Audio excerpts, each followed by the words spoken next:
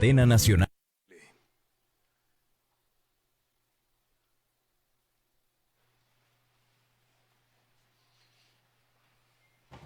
Puede sentarse. Muchas gracias a todos.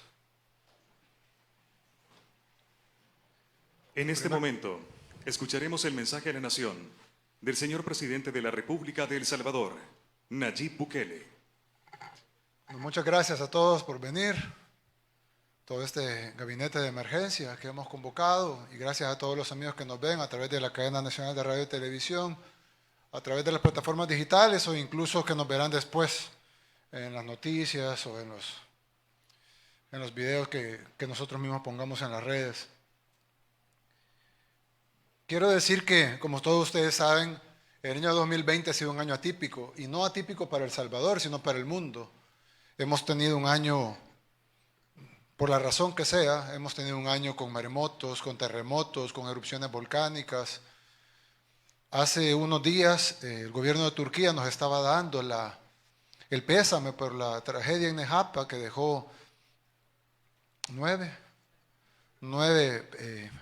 personas fallecidas, y luego casi inmediatamente tuvieron un terremoto que ha dejado cientos de fallecidos, por lo que nosotros también le damos el pésame. Pero es increíble cómo hemos tenido terremotos, maremotos, erupciones volcánicas, incendios forestales, ciclones, huracanes, plagas. Tuvimos la plaga de langosta que tuvimos en toda India, África, llegó hasta Sudamérica, incluso llegó a Guatemala. Gracias a Dios en El Salvador se controló. Tuvimos, ya hablando de nuestro país, tuvimos la tormenta Armanda, tuvimos la tormenta Cristóbal. Y ahora tenemos este huracán, que es el huracán más fuerte creo que es desde 2005,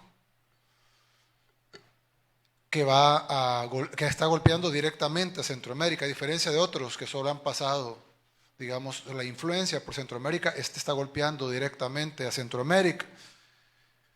En este caso, pues específicamente va a golpear directamente a Nicaragua y a Honduras, países hermanos a los cuales les envío un gran saludo, un gran abrazo, y decirles que están en nuestras oraciones. Honduras y Nicaragua, El Salvador, al igual que Guatemala, Costa Rica, Panamá, deberíamos de ser el mismo país. Así que lo que pasa en Honduras o lo que pasa en Nicaragua es como si nos pasara a nosotros. Lastimosamente es poco lo que podemos hacer por ellos, porque no, pues cada uno de los países tiene su propio gobierno. Pero sepan que están en nuestras oraciones, y que dependiendo de cómo pasemos nosotros esta emergencia, si primero Dios nos sobran recursos, vamos a ponerlos a la disposición de sus gobiernos y a la disposición de sus poblaciones. Ustedes saben que yo no tengo una buena relación con sus gobernantes, pero en momentos donde todos somos hermanos, pues lo mejor es ayudar a nuestros hermanos.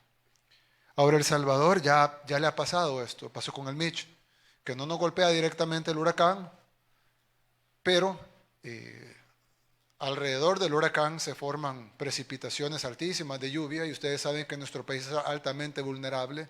Lo vimos hace poco con Nejapa, lo vimos hace relativamente poco con Cristóbal, lo vimos hace poco con Amanda, lo hemos visto en años anteriores.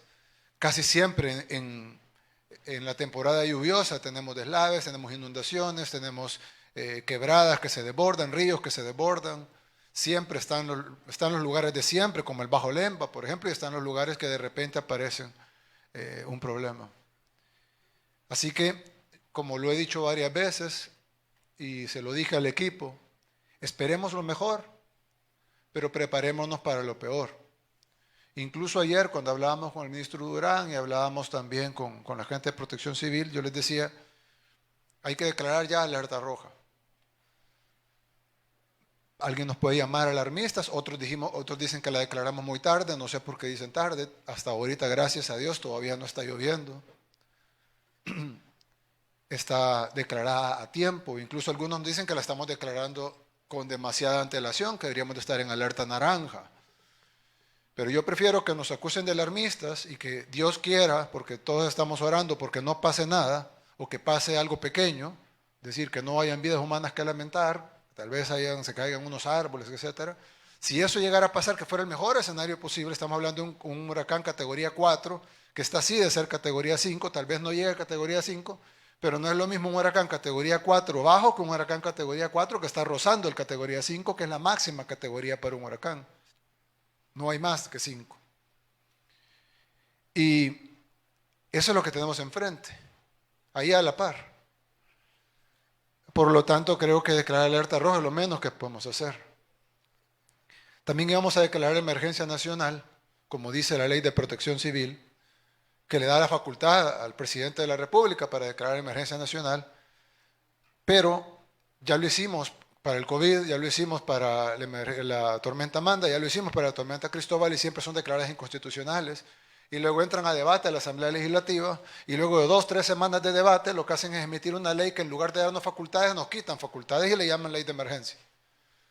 Entonces, para ir a ese pleito no vale la pena. Mejor nos quedamos con las herramientas que tenemos y no vamos a la Asamblea, que lo único que van a hacer es debatir 2 o 3 semanas, va a haber pasado el huracán y cuando nos den una ley ya va a servir de poco, pero además nos van a restringir las facultades que ya tenemos. Entonces, no vamos a declarar emergencia para que sea declarada inconstitucional, aunque la ley claramente lo faculta, y tampoco la vamos a pedir a la Asamblea porque no va a servir de nada, sino que vamos a trabajar así como hemos estado trabajando. Y nos hemos estado preparando bastante. Quiero decir que para los afectados de las tormentas anteriores, tanto la tormenta Amanda como Cristóbal, como los afectados en las lluvias que afectaron Nejapa, y ahí se perdieron 135 viviendas. Bueno, no se perdieron, pero 135 viviendas o se perdieron o quedaron bastante dañadas. Evidentemente esas viviendas se pudieran reconstruir, pero si quedaron ya dañadas una vez, no queremos esperar a la próxima lluvia para que se queden dañadas en su totalidad. Así que hay que trasladar a las 135 personas. La ministra Sol dice que ya tiene un terreno y pues yo quiero que coordinemos, no estemos esperando que la Asamblea nos autorice fondos, que probablemente nunca va a pasar. Y eso nos pasó con la Nuevo Israel y con las otras comunidades afectadas por Amanda y Cristóbal, de estar esperando a la Asamblea. Entonces, así como hicimos la vez pasada, ministro de Hacienda, Alejandro, yo necesito que raspemos cacerolas y que consigamos los fondos. Yo necesito las viviendas de los afectados de las tormentas Amanda y Cristóbal antes de 4 meses terminadas y entregadas a la población. Y ahí tiene que estar vivienda, el MOP, el ministro Romeo, a un convenio, si no es que ya lo tienen, y terminen esas viviendas de las personas afectadas de Amanda y Cristóbal y tienen que ser entregadas antes de 4 meses. En el caso de las que se den ahora, no sabemos, en las casas de Nejapa, las 135 de Nejapa, pues no creo que las terminen en 4 meses, pero las quiero que ya en construcción, o sea que se ven ya el bloque hasta aquí. Entonces ya la gente, los pobladores ya saben que ahí va su casa. Todas, las 135. Nadie va a pagar nada por eso. El Estado va a subsidiar eso. Y como dice la oposición, sí, son pagadas de los impuestos. Sí, son pagadas de los impuestos de usted, que nos ve. La diferencia es que ahora los impuestos se ocupan para obras de verdad y no para que se la roben expresidentes. Uno murió en arresto domiciliario, el otro está preso y el otro está prófugo asilado en Nicaragua. Ahora no, ahora sus impuestos, su dinero, se invierte en las obras que se tienen que hacer, en este caso, en tratar la emergencia, que es lo que vamos a tratar hoy, en atender la pandemia o incluso en beneficios directos para la población, llámese alimentos, computadoras que se van a, etc. Lo otro es decir de que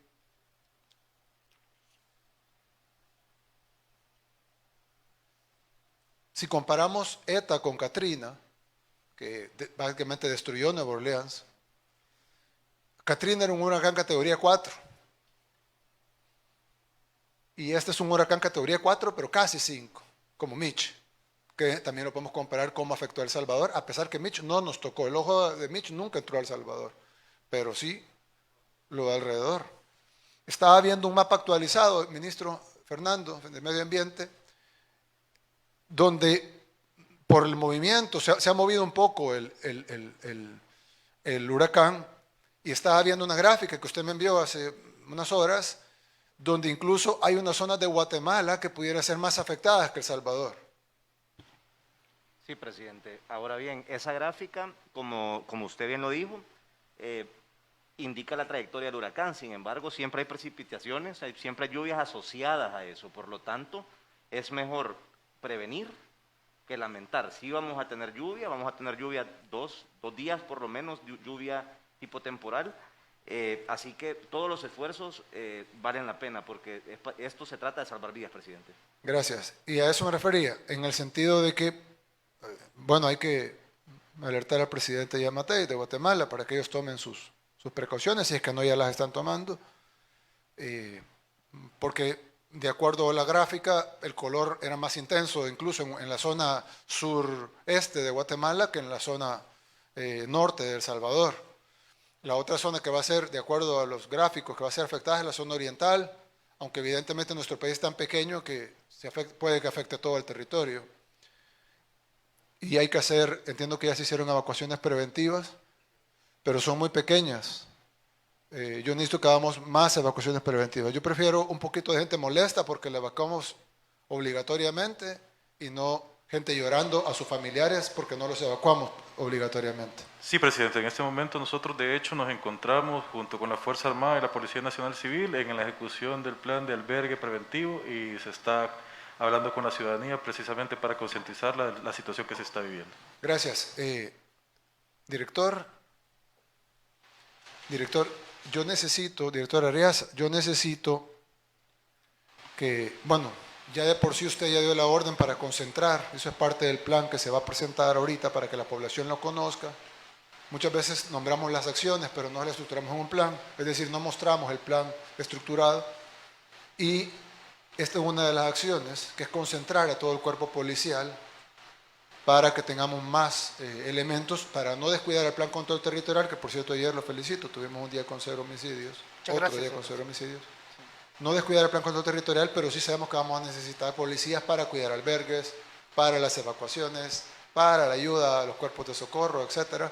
Así que, si me pudiera. Sí, señor presidente, desde el día de ayer, conjuntamente con el señor presidente de la Comisión de Protección Civil, el señor ministro de Gobernación, Mario Durán, y el señor ministro de la Defensa, nosotros concentramos los 23,000 policías nacional civil. Estamos en todo el territorio nacional. En estos momentos estamos ya garantizando la seguridad de algunos centros de albergues, garantizando la seguridad también de las viviendas que han quedado solas, de la familia. Es decir, estamos patrullando todos esos lugares y como usted nos ordenó, lo primordial en esto es salvaguardar las vidas, pero también el plan de seguridad tiene que ir acompañado en todo este esfuerzo. Muchas gracias. Gracias. Sí, hay que, a la gente que se va a albergar, ya sea voluntariamente u obligatoriamente, tenemos que garantizarle sus pertenencias y sus viviendas, porque mucha gente no quiere abandonar su casa a pesar del riesgo porque tiene miedo que le roben sus cosas. Y hay que entender que mucha de esta gente es de escasos recursos y esas cosas han sido logradas con años de esfuerzo. Entonces necesitamos darle la garantía de que sus cosas van a estar cuidadas por nosotros. Es correcto, en eso estamos también. El día de, bueno, ayer en la noche y parte de la madrugada estuvimos en la zona del Bajo Lempa. Ahí estuvimos evacuando preventivamente algunas familias. Este día hemos estado en La Unión, prácticamente todo lo que es la Montañona y toda esa parte de La Unión. Es decir, señor presidente, estamos con el apoyo de la Fuerza Armada activados al 100% como institución policial. Gracias, director. También necesitamos, director Osiris Luna, centros penales. La verdad es que los reos en fase de confianza, los presos, hicieron un excelente trabajo en el tema de Nejapa.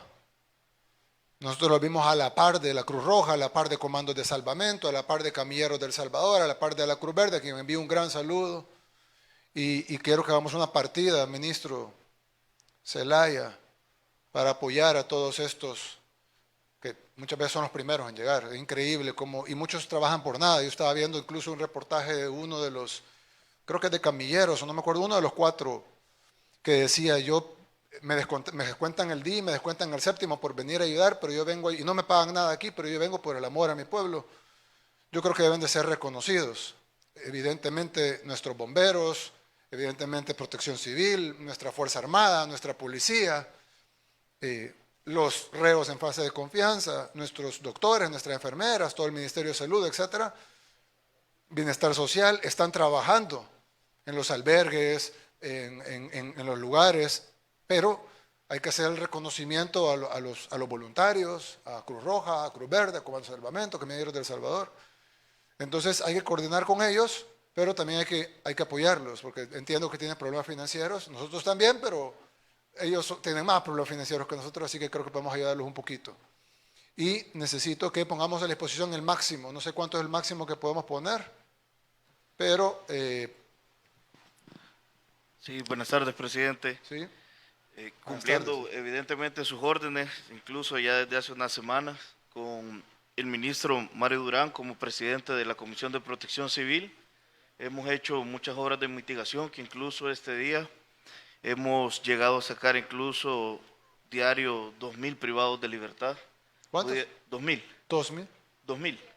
Pudiéramos llegar incluso quizás a unos 4.000, quizás un poco, que están en fase de confianza, pero son internos que tienen ya conocimientos en este tipo de obras, se han capacitado en cada uno de los penales, en diferentes obras que pudieran llegar a hacer en ese momento, y creo que están en la total disposición. La verdad es de que lo de Nejapa nos impresionó a todos, porque la gente incluso les llegó a reconocer con comida, con palabras, incluso familiares de las personas que estaban ahí, y fue muy bueno ver cómo todos unidos, rompiendo estigmas, con un gran plan de trabajo que se está haciendo, liderado por usted, por el ministro y todas las personas aquí, ellos pueden colaborar, y nos lo decían incluso, perdón tomar este tiempo para decirlo, pero nos decían ellos, qué orgulloso se siente uno de poder resarcir este daño, y por favor sáquennos más a hacer este tipo de obras.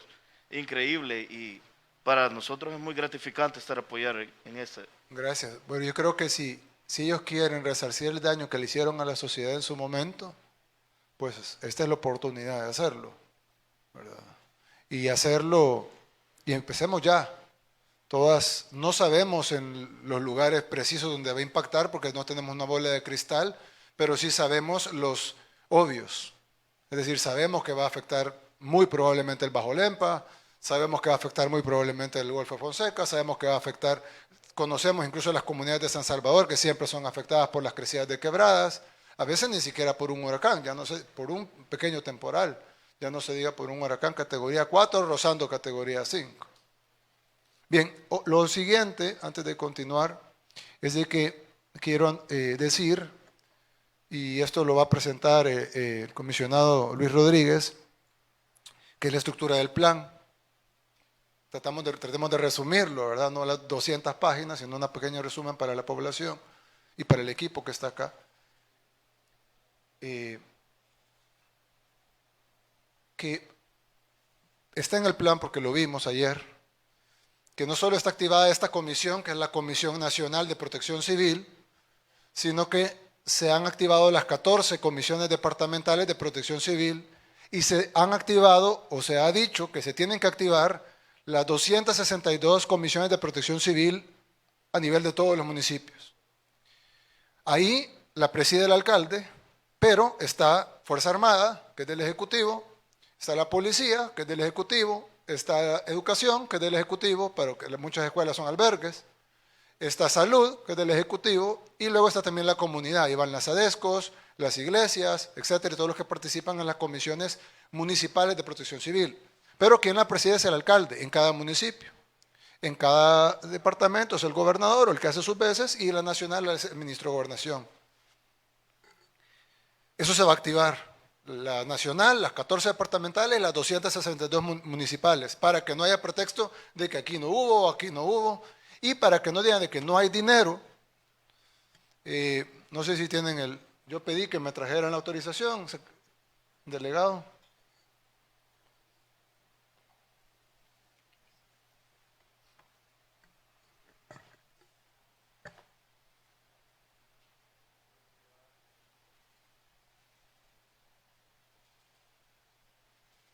Aquí, ministro Zelaya, estoy enviando la orden para que transfiera a carácter inmediato 75 millones de dólares a las 262 alcaldías del país, de acuerdo a la distribución FODES.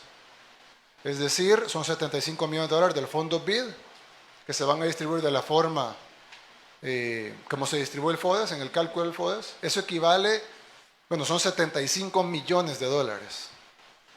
Solo para poner un ejemplo, el FODES de un mes son 31 millones de dólares. Son 75 millones de dólares de un solo, en efectivo prácticamente, es decir, va a ir a las cuentas, ¿verdad? No en efectivo, pero es cash, pues lo pueden usar inmediatamente y no hay restricción en su uso, a diferencia del FODES que tiene restricciones. Este dinero va directamente. Ahora, este dinero son 75 millones de dólares en tiempos de pandemia, en tiempos de crisis económica mundial, que se le está entregando a las alcaldías. No tienen que pagarlo, no tienen que devolverlo, nada. Solo tienen que invertirlo en la población, en tres cosas. Primero, en la emergencia. Segundo, en la pandemia, porque no hay que olvidar que tenemos una pandemia encima.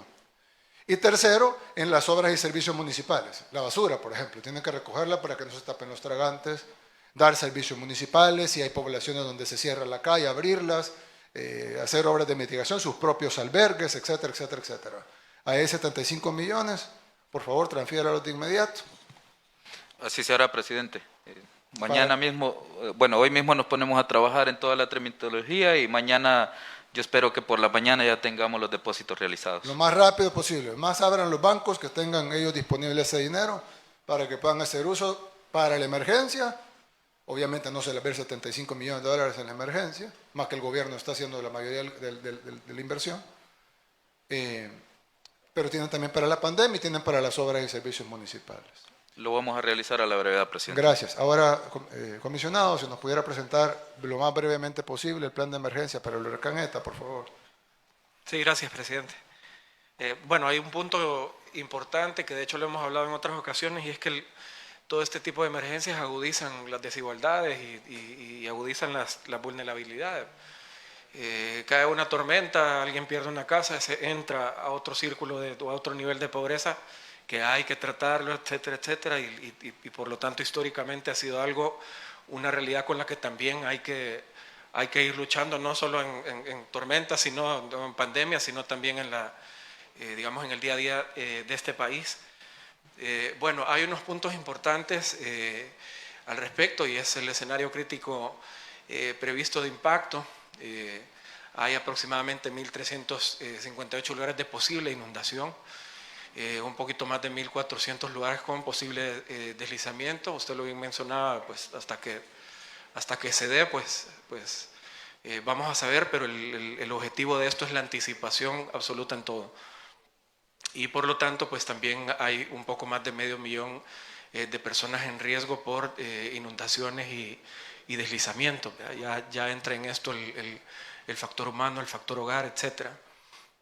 Aquí tenemos un mapa pues, bastante resumido sobre las zonas propensas a inundaciones pegadas con el sistema de ríos. Aquí tenemos las 1.358 puntos potenciales de inundación. Las zonas propensas también a deslizamientos, ¿verdad? Que evidentemente se pone una sobre la otra y van amarradas. Pues por lo tanto, se tiene que tomar en cuenta también el tema de los deslizamientos y casi que llegamos a los 1.500 puntos potenciales a nivel nacional.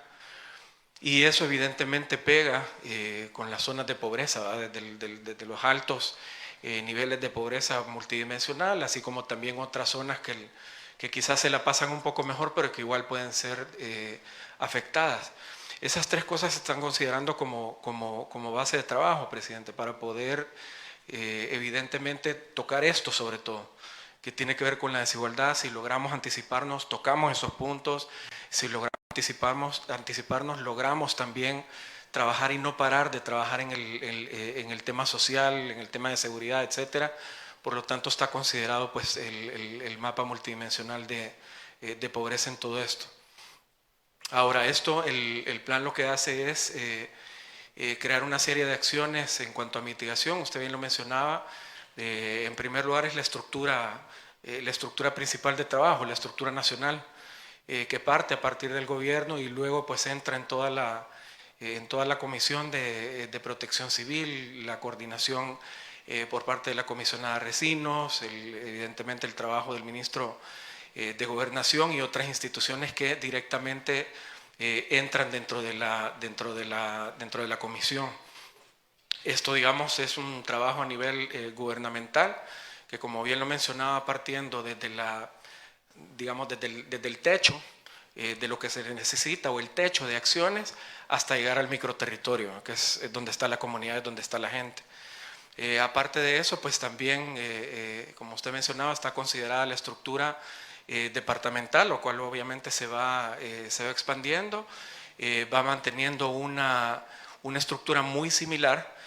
Lo único es que esta vez se amarra con las direcciones departamentales en cada uno de los departamentos del país, valga la redundancia.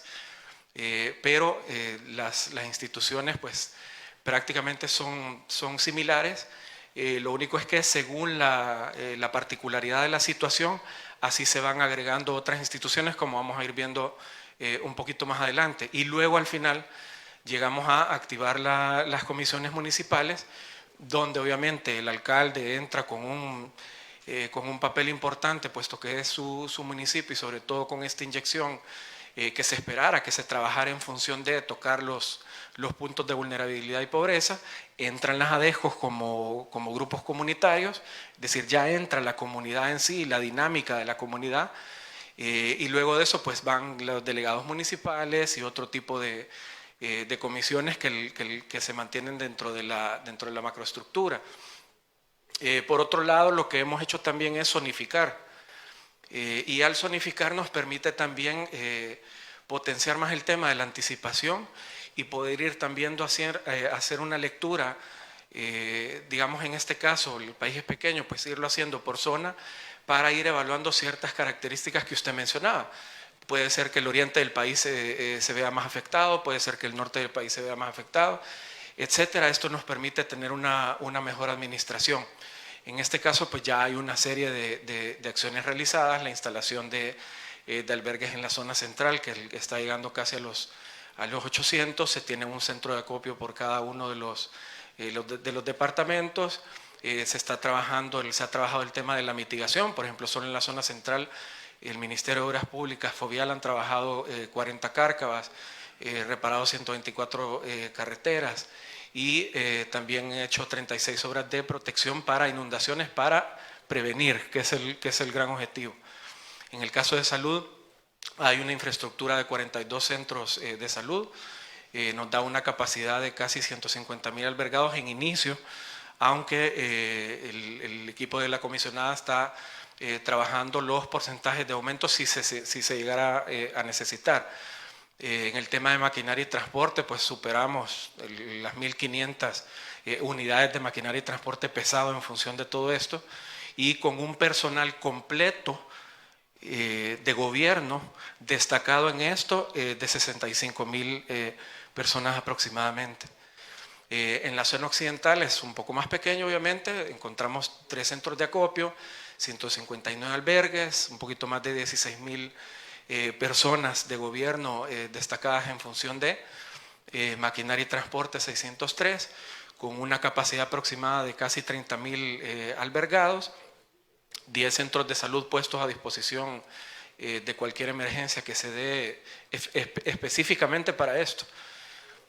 Luego, pues, trabajos de mitigación que también se han realizado, se han trabajado 8 cárcavas, 53 carreteras, 7 protecciones de inundaciones, y pues tenemos 3 centros de acopio.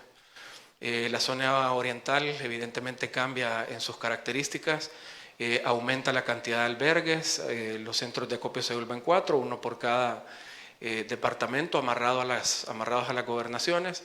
Se han trabajado 3 cárcavas, 52 carreteras, 3 proyectos de protección de inundaciones, están activos 12 centros de salud, una capacidad de casi 40.000 albergados, superamos las 800 unidades de maquinaria de transporte pesado para cualquier tipo de acción en el momento, y personal destacado de 31.000 personas de gobierno aproximadamente, con 212 albergues disponibles.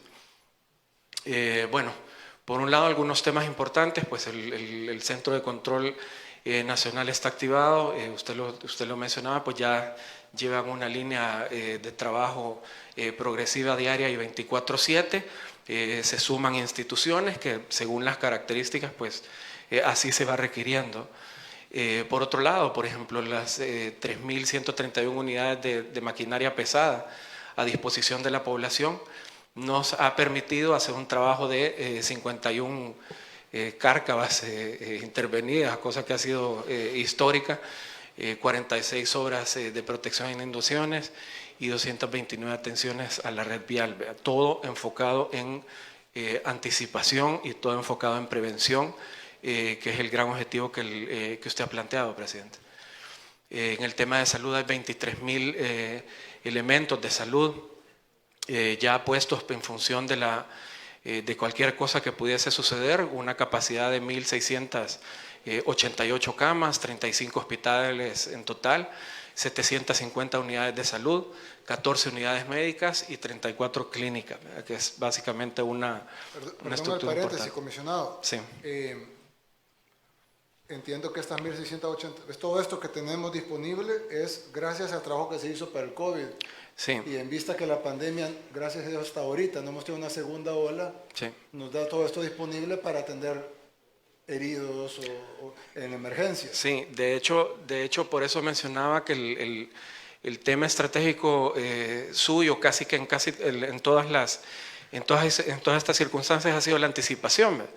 En el tema COVID se hicieron una serie de acciones para ganar tiempo y poder recuperar infraestructura que ya se sabe que estuvo en condiciones ultra precarias, se pudo hacer un hospital nuevo. A nadie le gusta la cuarentena, pero no hubiera habido cuarentena, no hubiéramos tenido tiempo para reforzar el sistema de salud, que lo que nos heredaron, y todo el mundo lo sabe, nos vamos a enseñar fotografías otra vez, Exacto. Era una cosa paupérrima. Nos Sí. dio unos mesecitos con los cuales la gente vio los resultados, el Hospital El Salvador uno de ellos, y bueno, toda esta red mejorada de hospitales que el próximo año, con el presupuesto 2021, pues va a dar otro salto de calidad. Sí. Pero ahorita tenemos esto disponible que creo que es más que suficiente en el tema salud. Sí, correcto. De hecho, tal cual hace un contraste con lo que usted menciona.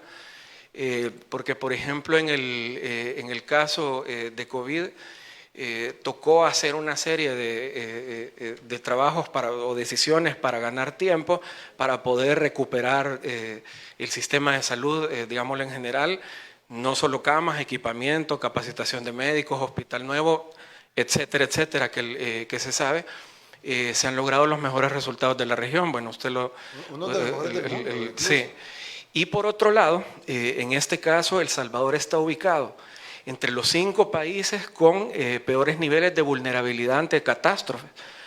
Evidentemente tenemos que anticipar, pero para futuro también se tiene que ir creando una serie de acciones enfocadas en infraestructura, mitigaciones permanentes, vivienda, etcétera, para ir también cambiando esa variable e irla pasando los mismos resultados que se lograron con el COVID, ¿verdad? Que eso es uno de los objetivos principales. Bueno, se han habilitado, se tienen mapeados 1.152 albergues con capacidad superando las 200.000 personas, y que cada albergue pues tenga una especie de kit, ¿verdad? En temas alimentarios, paquetes medicinales que ha preparado el Ministerio de Salud, atención a la primera infancia, jornadas de salud, atención psicológica a las personas. Evidentemente, solo el hecho, bueno, nosotros lo vimos con las tormentas anteriores, solo el hecho de que alguien lo pierda todo, o una madre de familia, o ver un pequeño que lo perdió todo, eso impacta mucho. Hay que hacer todo un trabajo social alrededor de esto, y por lo tanto los albergues, lo que sea en el momento con el albergue, o la sostenibilidad con la que se trabaja en el albergue, juega un papel muy importante para el desarrollo comunitario y la salud mental de la comunidad. Por otro lado, bueno, entre otras cosas de instituciones que mencionábamos como ejemplo, Bueno, se tiene también un tema de agua que es súper importante. Evidentemente una inundación termina afectando el sistema de agua en general. En algunos casos contamina pozos, en otros casos pues termina cerrando accesos, etcétera. Por lo tanto, también hay un plan en el tema de manejo de agua, ¿verdad? Que tiene que ver con el tratamiento de pozos, con llevarle agua a la gente, ya sea con camiones cisterna o pipas, así como también hacer una evaluación posterior para ir teniendo una recuperación lo más rápido posible del sistema que se ve afectado. Por otro lado, como ejemplo, lo que se mencionaba es a través de la comisionada de gabinete y del ministro de Gobernación, se han ido levantando una serie de censos por sectores, en este caso es Bajo Lempa, por ejemplo, donde actualmente se han censado 1.010 familias en condiciones de alta vulnerabilidad que están ya a disposición de mover. Hoy se entregaron 5.100 paquetes PES a las islas a través de la oficina de la Primera Dama, en Usulután, La Paz, en San Vicente y en La Unión. Eso fue hoy durante el día.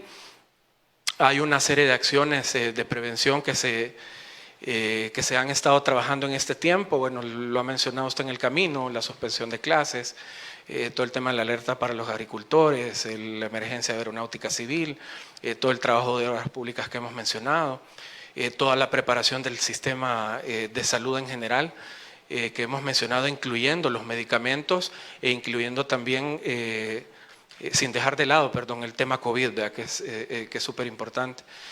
Un sistema de atención a la ciudadanía también, que ha empezado a caminar, desde los planes de evacuación, temas de la Defensoría del Consumidor, y planes de contingencia en cuestiones de energía eléctrica y agua, que es lo que habíamos mencionado. Estos son datos globales, presidente, a nivel nacional. Son todas las instituciones que están poniendo personal por el momento. Superamos las 112.000. 112.000 personas es equivalente a un trabajador de cualquiera de las instituciones por cada 2 albergados máximos. Sí. En el peor de los escenarios. En la relación de 2 a 1. Es decir, llevamos un megaplan para prepararnos para lo peor, Sí. aunque siempre debemos de esperar lo mejor. Ojalá que nos digan, se Ojalá que no prepararon lo usen. mucho, alarmistas, no subieran, ojalá, eso es lo que debemos de apuntarle, pero debemos de estar preparados para lo peor. Sí, y todavía queda un contingente de otras instituciones. Claro. Estas, digamos, que son las directas. Ahí entran, por ejemplo, los 2.000 que mencionaba el director Osiris, la policía, Fuerza Armada, etcétera. Ahí están por institución. Okay. Luego, pues, se ha sacado también un inventario de fase 1 de maquinaria y transporte. Superamos las 3.000 unidades de helicópteros, equipo de navegación, de cargadores, retroexcavadoras, grúas, etcétera, etcétera, en función de tenerlas listas por zona y prevenir, ¿verdad? Que es lo más importante. Y luego, pues, como tema para información a la ciudadanía y tema de administración incluso interna, la Secretaría de Innovaciones y Tecnología pues ha preparado una plataforma que es emergencia.marn.gov.sb, donde pues evidentemente la ciudadanía va a poder estar viendo datos importantes, ¿verdad? Incluso por zona, que es lo que habíamos mencionado hace un momento, por departamento, las características de cada alerta para emitir a la población, etcétera, así como la administración a partir del sistema de todo lo que tiene que ver con insumos, bodegas, distribución, donaciones, etcétera, manejarlo todo bajo un sistema controlado, pero ya está prácticamente listo, presidente. Gracias, comisionado. Bueno, a resaltar varias cosas. Una de ellas es la maquinaria. De acuerdo a lo que el comisionado Luis Rodríguez explicó, los puntos en la zona oriental, zona occidental, que no pase que si hay un deslave en la Unión, tengan que salir las máquinas de San Salvador y llegar dentro de 4, 5 horas, 6 horas a su destino en la Unión, cuando ya deberían de estar en un centro en la Unión, donde ya debería estar centro de acopio, maquinaria, personal del MOP, del FOVIAL, de la Fuerza Armada, de la Policía, de Protección Civil, etcétera, para que si hay un problema en la Unión se desplieguen inmediatamente el equipo de la Unión y posteriormente, pero rápido, los equipos de San Miguel, los equipos de Morazán, de Usulután, que están ahí cerca, y no tener que desplegar desde San Salvador. Obviamente, si el problema es en La Libertad, pues se puede desplegar desde San Salvador, y si el problema es en Sonsonate, no solo se puede desplegar de la zona occidental, sino que también La Libertad que está a la par.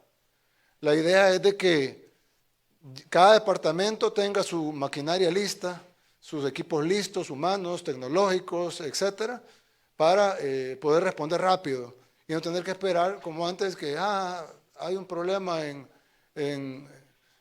San Alejo, en La Unión, y van a salir de San Salvador y van a llegar en 8 horas, sino que ya esté listo ahí cerca para que puedan responder inmediatamente. Ministro, si no puede.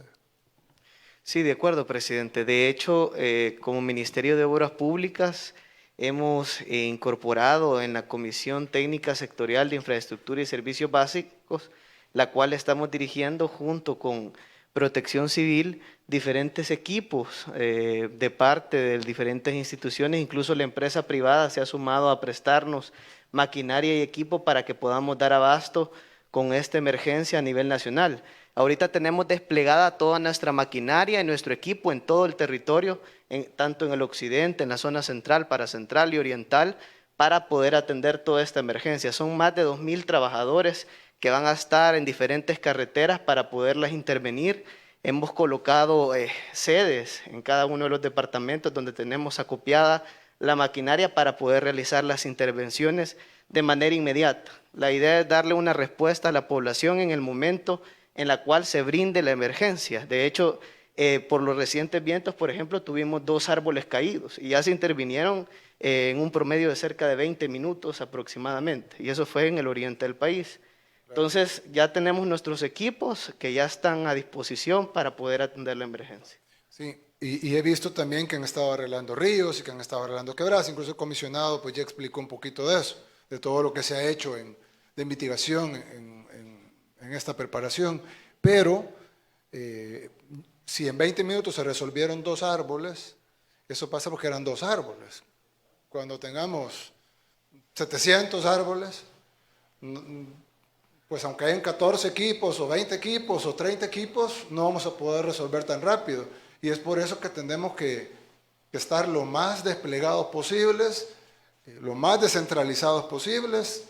No sabemos, tenemos indicios, de acuerdo a lo que, pero cada media hora cambia el reporte. O sea, en media hora es aquí, en media hora es acá, dentro de media hora es acá. Y como sabemos, nuestro país es vulnerable y de repente estamos enfocados en una zona y cae el problema en otra zona. Así que hemos de estar en alerta roja. Presidente, solamente un dato, acotar al ministro de Obras Públicas, lo que se realizó en Quezaltepeque, fue una obra en 3 días, en menos de 72 horas, que hubiese tardado en otros tiempos 3 semanas fácilmente. Sí, una acción en tiempo récord y ese precisamente es la misión ahorita desde el Sistema Nacional de Protección Civil, que hemos enfocado nuestros esfuerzos para realizar toda obra en tiempo récord. Sí, correcto, ministro. Bien, ministra Carla Ananía, entiendo que se suspendieron las clases. Sí, presidente, se suspendieron las clases y en este momento estamos acompañando a Protección Civil y a todas las instituciones que estamos trabajando en la emergencia para verificar los centros educativos que vamos a habilitar como albergues y poderles ofrecer a la población las mejores de las condiciones, ¿verdad? Que los niños en esos centros educativos y sus familias se sientan seguros y puedan ser atendidos desde el punto de vista psicoemocional, además de recibir sus alimentos y la atención médica. Estamos teniendo una efectiva coordinación con salud y con todas las instituciones que forman parte de la Comisión Nacional de Protección Civil. Como educación, nuestras responsabilidades son prácticamente verificar que los centros educativos tengan las condiciones, ¿verdad? Y usted sabe que nuestros centros educativos, la mayoría los hemos encontrado en condiciones bastante deplorables. Gracias a Fomilenio se han podido recibir una buena cantidad de centros educativos que son los que de manera prioritaria vamos a poder abrir. Sin embargo, no en todos los lugares tenemos centros reconstruidos por Fomilenio. Por ejemplo, aquí en San Salvador no tenemos, porque Fomilenio trabajó la franja costera. Sin embargo, aquí en San Salvador tenemos centros educativos bastante dignos que estamos revisando. La segunda de nuestras responsabilidades es llevar atención psicoemocional a través de los ATPI de primera infancia y a través de nuestros 60 psicólogos de las consejerías escolares. Nuestra tercera responsabilidad es ofrecer alimentos. Tenemos leche líquida disponible que hemos puesto a la disposición. Y nuestra cuarta responsabilidad es difundir a través de la franja educativa y de todas las demás plataformas que estamos utilizando todos los mensajes de prevención a la familia y a los niños y además brindarles instrumentos para su salud mental. Muchas gracias, ministra, y gracias también por la rápida acción en suspender las clases, que si bien algunos criticaron de que por qué se suspendían clases virtuales, es un desconocimiento de la realidad de nuestro pueblo. Hay cortes de energía, gente que iba a perder el internet, hay muchachos que tienen lastimosamente que subirse al techo de la casa para agarrar señal, o subirse a un árbol para agarrar señal del celular para poder conectarse a las clases virtuales, y pues obviamente en una tormenta o un huracán no van a poder estarse subiendo al techo de la casa. Ya no se diga si se caen antenas de servicio, si se caen postes de fibra óptica, incluso las clases en televisión se puede ir la electricidad y pues no va a poder ni siquiera recibir las clases en televisión, incluso emitirlas para los maestros, los propios docentes también, muchos viven en condiciones de vulnerabilidad. Entonces tomaron la decisión correcta en el momento correcto, fue valiente. Hubo un par de personas que la criticaron, pero como ustedes saben, siempre hay que hacer lo correcto y al final las cosas caen por su propio peso. Lo que pasa, presidente, es que es bien fácil juzgar desde la propia cómoda realidad que muchos tenemos el privilegio de tener y no vemos más allá de ese círculo de comodidad que tenemos. Pero nosotros como ministerio tenemos que pensar en todos y sabemos las condiciones de todos. Gracias, ministra. Bien, yo no les quiero quitar más tiempo. Sé que tienen que cada uno ver sus áreas. Ministro de la Defensa también, necesitamos, como siempre, la Fuerza Armada para que esté ahí, no solo brindando seguridad y sosteniendo el plan control territorial, el Comando de Ingenieros, necesitamos que estén también en las obras de mitigación o en las obras de prevención. Necesitamos también, al igual que la Policía Nacional Civil, son instituciones, son estructuras grandes, con muchos elementos que pueden ayudar en todas estas áreas y pues para todo lo que sea, ¿no? Seguridad de albergues, entregar alimentos, movilizar a la población, llevar a los albergados, movilizar a los albergados, el Comando de Ingenieros, la Fuerza Naval para llevar ayuda a las islas, etc. Bien, lo otro es de que yo siento que nosotros nos hemos preguntado muchas veces lo que está pasando en el mundo no es algo que solamente le esté pasando a El Salvador, valga la redundancia, la pandemia, la caída de los mercados internacionales, las economías mundiales, que las potencias más grandes del mundo han caído, incluso ahorita, Alemania, Francia, Reino Unido, España, Portugal están en confinamiento, es decir, están en cuarentena otra vez. Y sus economías ya golpeadas van a ser golpeadas de nuevo por otro confinamiento. Nosotros, gracias a Dios, hasta ahorita se ha logrado mantener la curva. Una de las razones pues, es el meganexo de las escuelas, que no tenemos abierto, ellos sí lo abrieron y eso generó. Pero nos ha tocado un año difícil al mundo, por todo lo que hablamos hace un rato. Y bueno, en el caso de esa tormenta, pues nos ha tocado difícil a Honduras, Nicaragua principalmente, pero también nos ha tocado la cola a El Salvador y posiblemente Guatemala. Y a veces nos vamos a preguntar por qué nos tocó a nosotros, es decir, el año más difícil para el mundo en los últimos 100 años, bueno, en temas de pandemia y catástrofes naturales, no vamos a tomar en cuenta las guerras mundiales, ¿por qué nos vino a tocar a nosotros? Y no le tocó al gobierno anterior o a algún gobierno posterior. Pero yo creo que debemos de verlo al revés. Uno de los años más difíciles para el mundo, la pandemia es la peor pandemia en 100 años, desde la gripe española en 1918. La peor pandemia en 100 años desastres naturales que no han tenido. En el caso de esta tormenta, es la tormenta más fuerte en 15 años. En el caso de los maremotos, terremotos, erupciones volcánicas, de volcanes que habían estado inactivos durante 200, 300 años. La caída de los mercados es la caída de los mercados más grande que se tuvo en muchísimo tiempo. En un momento fue hasta la caída más grande desde la Gran Depresión. Ahorita, gracias a Dios, algunas economías se han recuperado, otras siguen cayendo. Así que yo creo que más bien veámoslos como que Dios nos puso en el momento que el mundo iba a ser afectado y Dios nos puso en El Salvador precisamente para que nosotros hiciéramos que El Salvador sea lo menos afectado posible de un problema mundial. Pero si la pandemia es mundial, que El Salvador tenga uno de los mejores resultados del mundo en el tema de la pandemia. Si la tormenta va a afectar a Centroamérica, que El Salvador sea el menos afectado por la tormenta, por el huracán categoría 4, perdón. Entonces, así como lo demostramos en salud, así como lo hemos demostrado en seguridad, demostrémoslo también ahora, de que no nos pase lo que nos pasó con el Mitch, no nos pase lo que nos pasó en otras ocasiones, aquellas tormentas que eran de números, no me recuerdo los números de las tormentas que dejaron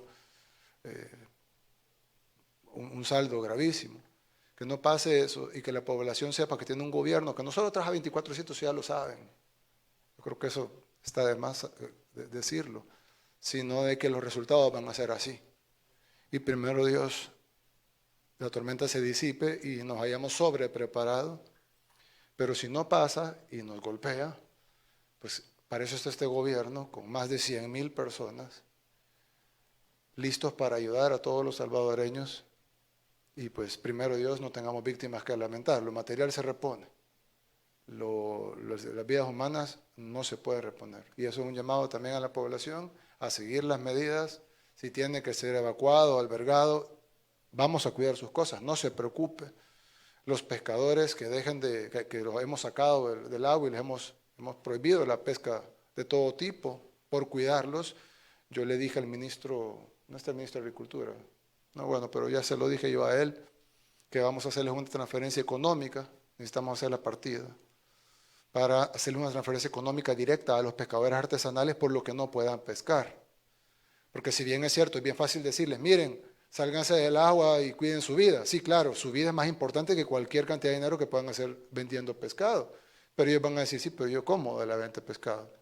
Entonces, entreguémosles paquetes de comida para que no tengan problema de comida, pero también hagámosle una transferencia económica a los pescadores, al igual que se va a hacer con otros sectores dañados, gente que pierde así como a la gente que pierde su casa, le hacemos una casa nueva, así hagamos con los pescadores y con otras decisiones que tengamos que tomar que sean parecidas.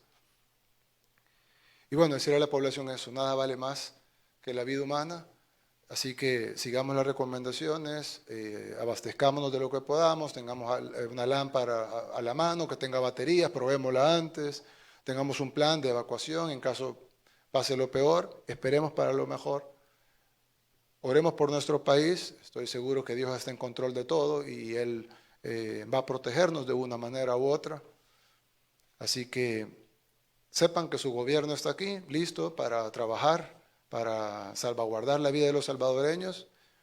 Estemos todos listos, cada ciudadano puede hacer la diferencia.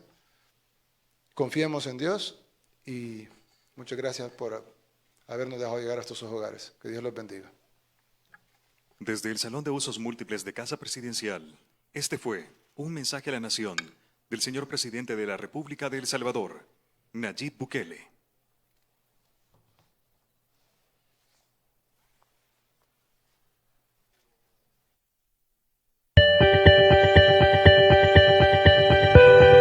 Transmitió el Gobierno de El Salvador. Agradecemos a los medios de comunicación por enlazarse a la cadena nacional de radio y televisión.